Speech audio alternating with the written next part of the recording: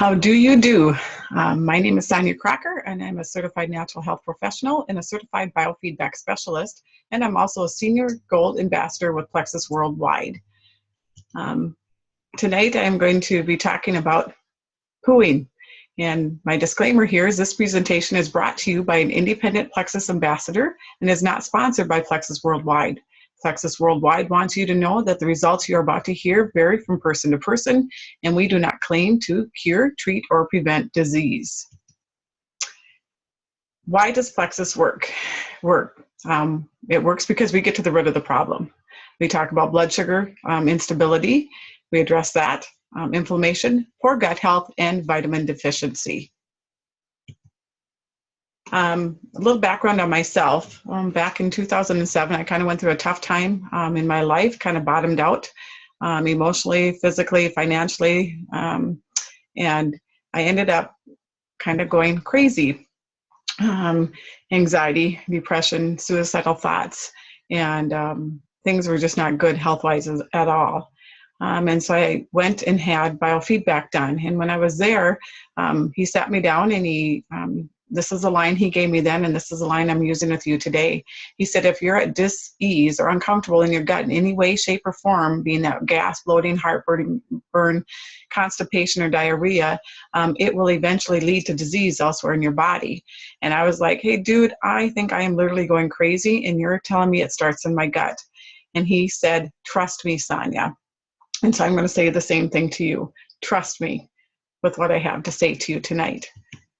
We have to remember that 70 to 90% of your immune system is located in your gut. So that's huge.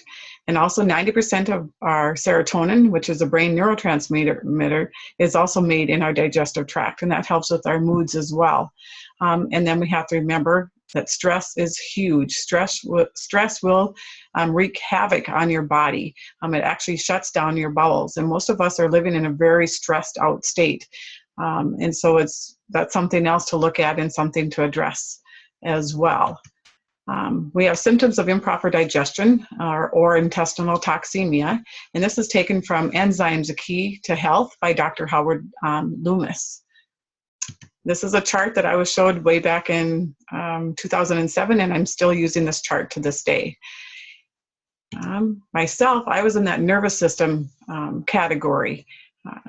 The depression, anxiety, like I told you, irritability, lack of confidence, loss of concentration, loss of memory.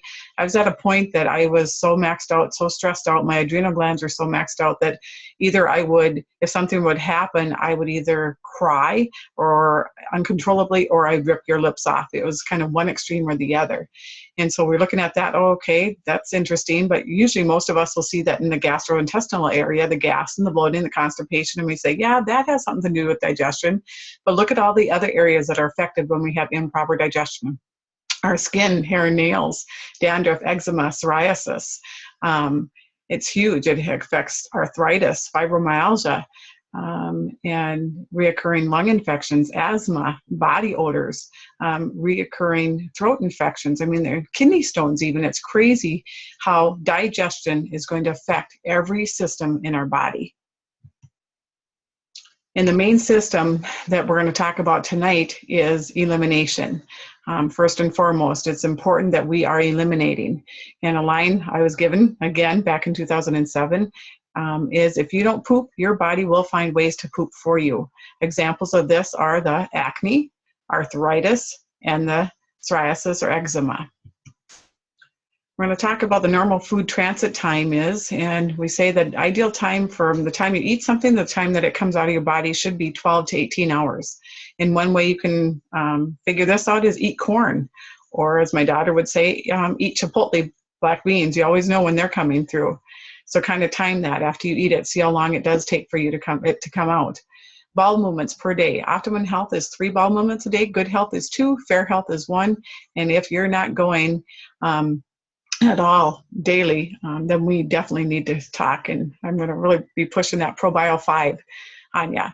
And then I also say if your kids have pop can sized turds or poops, or things that they just are not being able to move or get out of their system, we really need to be doing something and addressing that, because we don't want them to be on Miralax or other laxatives the rest of their lives. And so if you can get that, get their bowels healthy, and get things moving for them at a young age, it's going to help their overall health in the long run. Here's our infamous poop chart. So we say that ultimately you want to be between types 3 and 4. If you are types 1 or 2, with the hard, lumpy ones, and we say that you're probably very constipated. And then also if you're on the other end of the spectrum, the 6 and 7 being very loose, we say that you probably have more issues with inflammation. But we ultimately do treat this the same way. Okay, rules of the stomach, and these are things that I was taught way back again, and I'm going to teach those to you tonight as well. I just feel that they're vital and that they're important. And when I got involved with Plexus, I said to my daughters, if we're going to do this, I really would like to focus on the gut health end of it, not so much the weight loss. The weight loss part is a great part of it, but I really was concerned about pushing that gut health, because if you want to get that gut healthy, that weight loss will follow. Okay, so the first rule that I want you to try and follow, give this a week or two just to try it, is to drink no more than 4 ounces of water with your meals. My family, we just set out little jelly jars with 3 to 4 ounces of water in them, and to be honest with you, we probably don't even drink all of that water with our meals.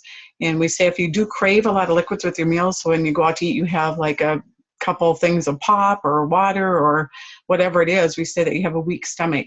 And so it's something to be working on. And I'm going to tell you why we only drink 4 ounces of water with our meals. What happens when we drink excess amounts of water with our meals, we actually dilute that acid in our stomach, and a message is sent to our brain that says, open that pyloric sphincter at the bottom of the stomach, and so the food will be pushed out. Normally that food should be staying in that stomach and being broken down into what is called chyme. And when that happens after 2 to 3 hours, it automatically, that pH will change and it will push the food into your small intestine. And the first part of your small intestine is called your duodenum.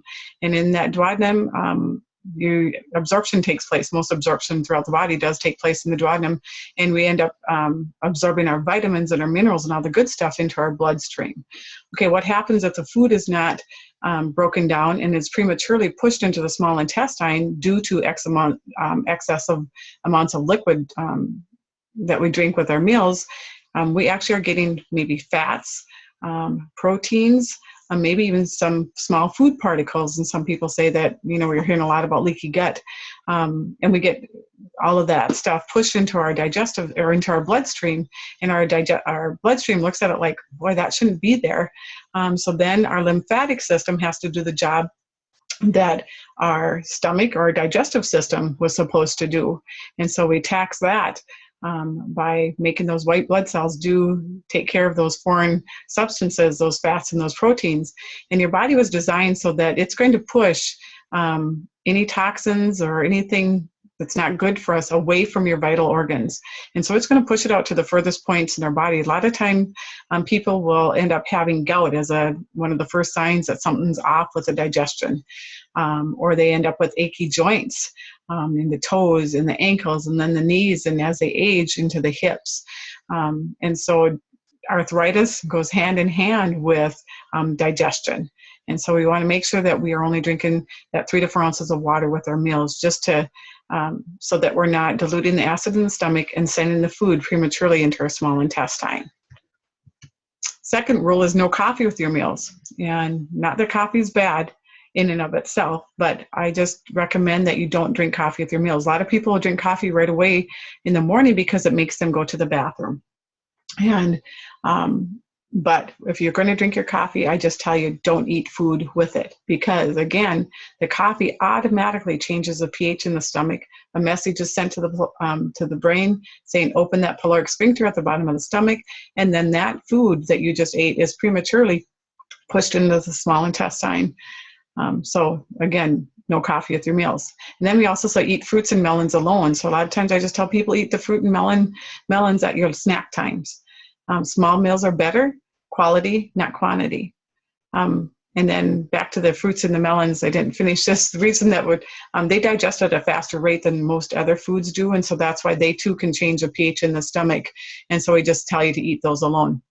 Again, number 4, small meals are better quality, not quantity. And then number 5, eat slowly, chew, savor, and enjoy your meal. I tell people to take a carrot and chew a carrot until it's mush in your mouth. The longer you chew it, the sweeter it's going to taste. Then I say, take a French fry, say a McDonald's French fry. Nothing against McDonald's, but take and chew that. The longer you chew it, the worse it's going to taste. And you'll probably want to spew it out of your mouth. And so I think we say that's why they call it fast food, because if you didn't eat it fast, you probably would not be able to eat it. And then we also say rest or relax for 20 to 30 minutes after you eat your meal. And the reason that you do that is because the oxygen is going to digest your food and not out to the muscles. And it is proven fact that some people did actually drown because they had just eaten a big meal and then they went out and swam.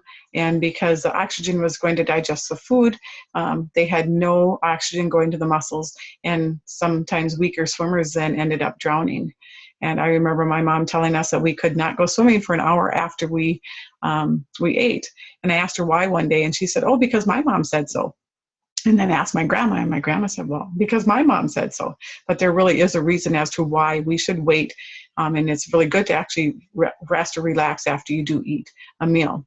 And then we say eat for nutrition, not for stimulation. And I am an emotional eater, so sometimes I really have to look at, why am I eating this? Is it because I'm mad, because I'm stressed out, whatever it is. And then the last rule of the stomach is do not eat for at least 3 hours before going to bed. And reason we say to do this, again, that oxygen is going to digest the food then, and not to your organs to regenerate your organs during the evening or while you're sleeping. And so I want you to just try that for a week even. You'll wake up and you won't have those eye boogers. You won't have the haka loogie, and you will think, did I brush my teeth?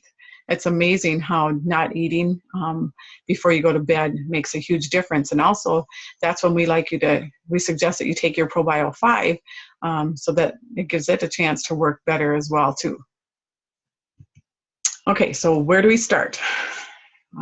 Number 1, we start with water, and we just tell water is your new best friend. We want you to be drinking at least 20 ounces at least half your body weight in ounces of water daily. So if you weigh 200 pounds, drink 100 ounces of water. But again, remember, no more than 3 to 4 ounces with your meals. You can drink 20 to 30 minutes before or after your meals, but at that, when you're eating, make sure you have that 3 to 4 ounces with your meal.